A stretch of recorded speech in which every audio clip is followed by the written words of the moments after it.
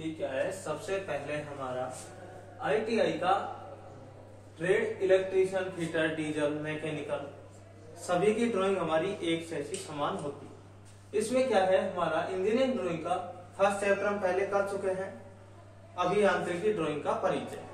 अब second chapter आता है हमारा इंजीनियरिंग ड्राइंग के औजार व उपकरण, यानी कि हमने ड्राइंग बनाई तो ड्राइंग बनाते समय क्या है कि हम औजार उपकरण का भी यूज करेंगे। ड्राइंग का पता होना चाहिए क्या है क्या नहीं है, तो उसके लिए जो हमारे उपकरण हैं उनके बारे में आज हम चर्चा करेंगे।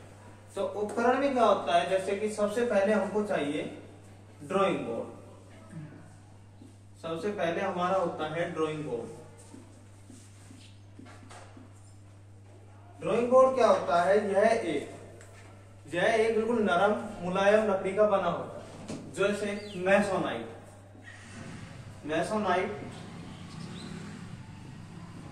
नामक एक लकड़ी का ये बना होता है।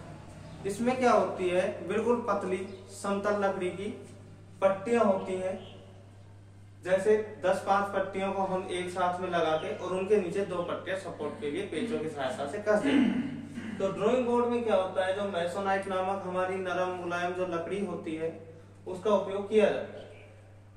अब ड्राइंग बोर्ड का जो साइज होता है, जो ड्राइंग बोर्ड का हमारा साइज होता है वो लंबाई, चौड़ाई और ऊंचाई पर निर्भर करता है।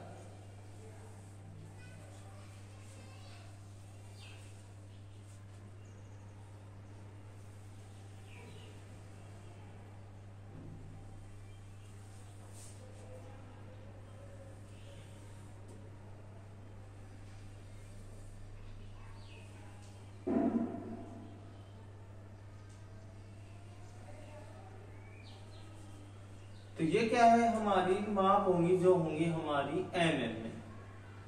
सबसे पहली बात तो माप होंगी हमारी mm में। तो ये आ जाती है हमारी क्रम संख्या, यहां आ जाता है हमारा साइज,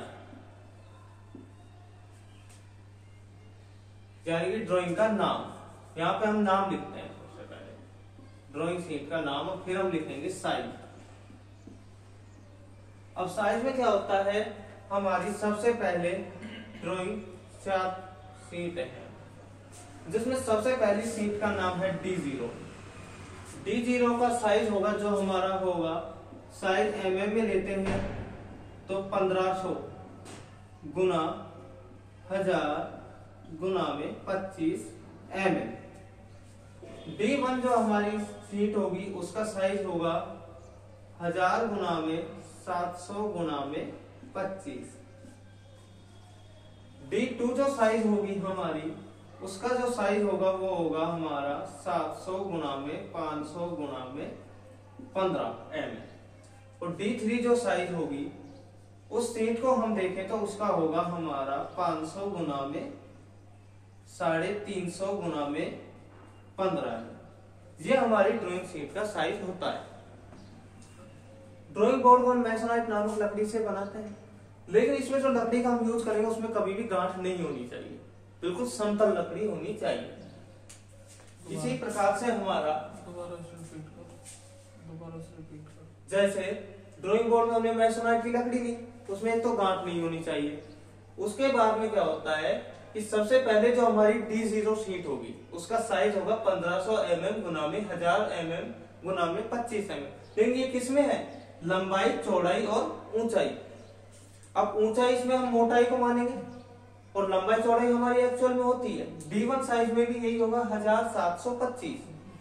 D2 साइज में होगा 700 गुना में 500 गुना में 15 mm, और D3 में होगा 500 गुना में 350 गुना में 15 mm। इसके बाद में हम आ जाते हैं T²।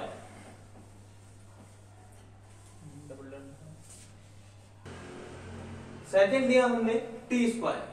भाई पहला टूल हमारा हो गया ड्राइंग बोर्ड, सेकंड लिया हमने T²। इसमें क्या होता है कि 2 पार्ट होते हैं इसके, सेंट तथा ब्लेड। इसको हम एक्चुअली इस तरीके से बनाते हैं, ये इस तरीके का बना होता है। तो इसको पेचों की सहायता से कस दिया जाता है, ये भी नरम लकड़ी का ही बना होता है। इसमें क्या होता है कि इससे हम समकोण को माप सकते हैं, यानी कि 90 डिग्री। अब इसमें भी साइज होते हैं, जिस प्रकार इसके D0, D1 D2 D3 ऐसे ट्राई स्क्वायर में क्या होता है T0 T1 T2 और T3। लेकिन इसके भी साइज किस में होंगे mm में।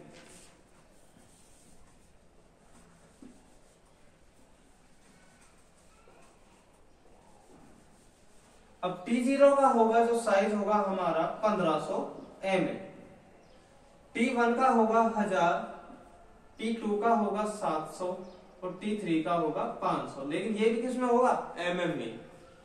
अब इनको क्या है T0 जो हमारा साइज है वो 1500 mm है, लेकिन इसकी जो लंबाई के आधार पर इसका साइज निर्धारित होता है। इसके दो पार्ट होते हैं शंक तथा ब्लेड।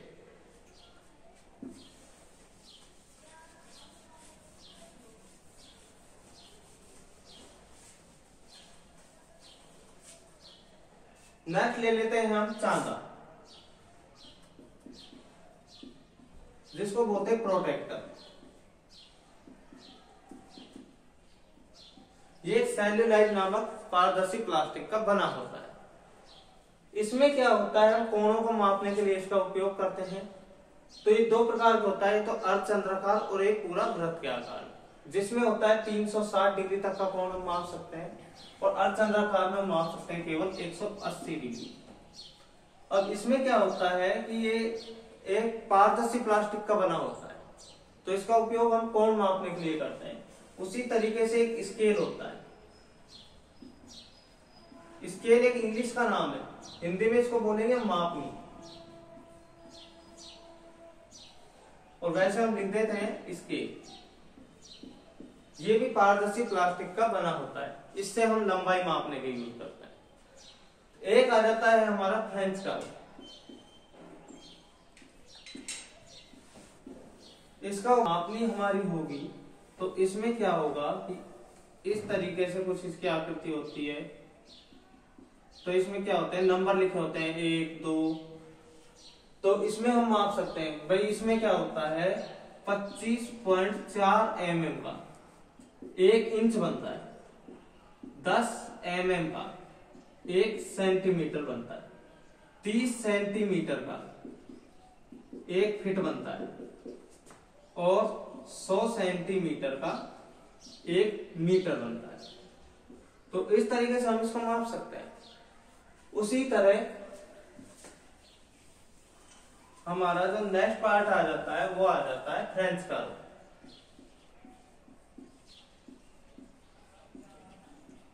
इसका उपयोग हम करते हैं वक्राकार लाइन बनाने में, जैसे कि हमने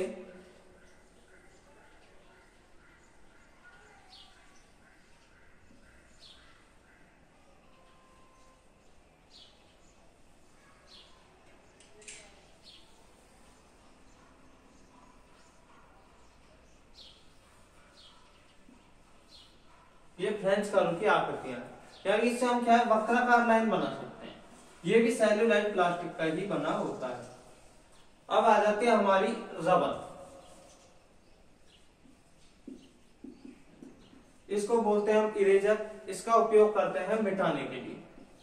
रबर एक चौकोर आकृति की होती है ऐसी, इसका हम पेंसिल से लिखे हुए को मिटाने के लिए यूज करते हैं। नेक्स्ट आ जाता है हमारा कटर, जिसको बोलते हैं शॉर्पनर। इसका उपयोग करते हैं हम पेंसिल को छीलने के लिए।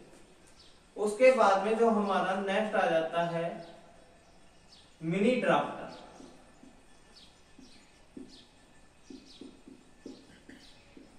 मिनी ड्राफ्टर का उपयोग हम करते हैं कि मशीन होती है ये, जिससे हम क्या करते हैं कि हमारी ड्राइंग को, जैसे सेट स्क्वायर से बना है काफी समय लग जाता है, लेकिन इससे क्या है हम कम समय में बना सकते हैं। तो एक मशीन की तरह इसका यूज हम कर रहे हैं। उसके बाद में जो हमारा आता है सेट स्क्वायर। इसका यूज हम सबसे ज्यादा करते हैं ड्राइंग में। क्यों करते हैं? क्योंकि एक कोण पे निर्धारित होता है। इसको हम 30 डिग्री, 45 डिग्री, 60 डिग्री और 90 डिग्री इसमें हम ले सकते हैं, और ये हमेशा 2 सेट में ही उपलब्ध होगा हमको, यानी कि 2 सेट पर काम करता है। अब सेट स्क्वायर जो हमारा होता है उसकी आकृति लगभग ऐसी होती है। ये जैसे 30 डिग्री का कोण हो गया, ये 90 डिग्री हो गया, ये 60 डिग्री हो गया, ये हल्का सा तिरछा आता है। ऐसे ही दूसरा जो सेट स्क्वायर होगा वो इस प्रकार का होगा, जिसमें ये कोण 45 डिग्री के होंगे, और इससे 90 डिग्री माप सकते हैं, इससे 45 डिग्री, इसको हम काम में लेते हैं। इसके बाद में नेक्स्ट हमारी आ जाती है pencil.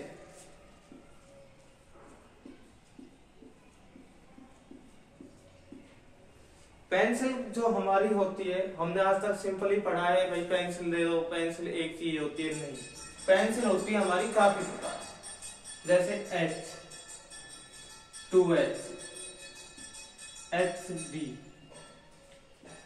B2, B3, B4, B5, B6 और B7। इसी प्रकार से 3H, 4H, 5H, 6H, 7H, 8H और 9H। इस प्रकार हमारी काफी पेंसिल होती है। पेंसिल को बनाने में हम ग्रेफाइट प्लस कैलोइन नामक पदार्थ को मिलाते हैं, तब हमारी पेंसिल बनती है। लेकिन क्या होता है कि पेंसिल में यदि मैं ग्रेफाइट की मात्रा बढ़ा दूं, तो यदि मैं ग्रेफाइट की मात्रा बढ़ा दूं तो पेंसिल की मुलायमता बढ़ती है। यानी कि मेरे पास ये पेंसिल में इधर ग्रेफाइट की मात्रा बढ़ाऊंगा तो मुलायमता बढ़ेगी, और कैलोइन की मात्रा मैं बढ़ा दूं, यदि पेंसिल के अंदर कैलोइन की मात्रा बढ़ा दूं तो कठोरता बढ़ेगी। यानी कि जो हमारी H की पेंसिल वो हल्की चलेगी, B की डार्क चलेगी। तो मेनली जो हम यूज करते हैं H, 2H और HB, इनको यूज करते हैं। यह आती है हमारी मीडियम ग्रेड की पेंसिल। तो इसमें क्या होता है, कैलोइन ग्रेफाइट नामक पदार्थ मिलाकर हम पेंसिल बनाते हैं, और पेंसिल से कैलोइन की मात्रा यदि पेंसिल में बढ़ाओगे तो पेंसिल की कठोरता बढ़ेगी, और ग्रेफाइट की बढ़ाओगे तो मुलायमता बढ़ेगी। जैसे हम पढ़ते हैं, शायद आपने पढ़ा भी होगा कि लेड पेंसिल जो होती है, जिसको हम बोलते हैं लीड पेंसिल। अब इसका एक क्वेश्चन बहुत ज्यादा आता है कि लीड पेंसिल में लेड की मात्रा कितनी होती है, तो ये होती है हमारी 0%। लेकिन आजकल क्या है, जैसे हम पढ़ते हैं लीड पेंसिल में लेड की मात्रा, तो हम सोचते हैं लीड पेंसिल लेड तो होगा, हम उसमें कुछ भी कर देते हैं, लेकिन वो गलत है, जबकि 0%। तो उसी तरह हमारी पेंसिल में ग्रेफाइट और कैलोइन की मात्रा मिलाई जाती है। ग्रेफाइट को बढ़ाओगे मुलायमता बढ़ जाएगी, कैलोइन को बढ़ाओगे कठोरता बढ़। तो इस प्रकार हमारा सेकंड चैप्टर जो औजार उपकरण का ये खत्म हुआ। नेक्स्ट हम पढ़ेंगे कि किस तरीके से इसका यूज करते हैं।